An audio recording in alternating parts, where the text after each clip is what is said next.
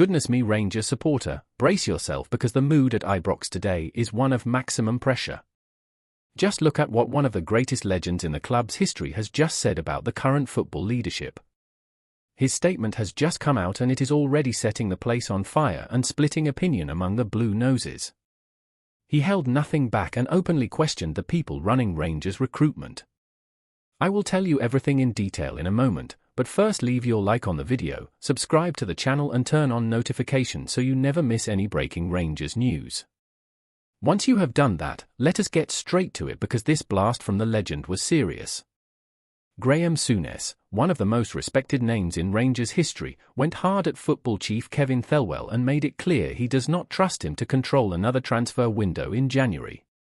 In Souness' view, with everything that has already been spent recently, especially around £40 million on building this squad, the return on the pitch has been very poor and well below what Rangers demand. He reminded everyone that the appointment of Russell Martin to lead the team lasted just over 120 days and left behind an unbalanced group, short on leaders and short on goals, nowhere near secure enough to chase trophies. The support was already angry and completely boiled over with the home defeat to Roma in the Europa League when the club hit the unwanted mark of 7 straight losses in European competition. The fans turned fully on Thelwell, particularly after the decision to bring his own son into a key scouting role and to authorise an £8 million outlay on Youssef Chermity, who so far has scored only once. Souness stepped right into that debate and asked if these signings genuinely have the quality to be developed, improved and sold on at a profit, as the club's modern business model demands.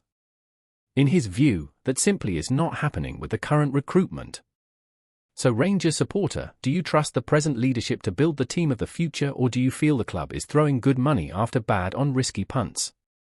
At the same time, Souness does recognise that Danny Röhl has been handed an almost impossible job. The German coach arrived with the task of tidying up the mess left by Martin and by Thelwell's choices. In Europe the start has been painful, with defeats to Brann and Roma and a heartbreaking extra-time loss to Celtic in the Cup. But in the Premiership the picture is a little brighter, with back-to-back wins over Kilmarnock, Hibs and Dundee and the support once again singing the manager's name all through the 90 minutes. Even so, Souness is firm in saying that neither Rangers nor Celtic are currently in a position of real strength and that our squad is still a long way from being dominant. He underlines a simple and familiar truth that every older fan knows well.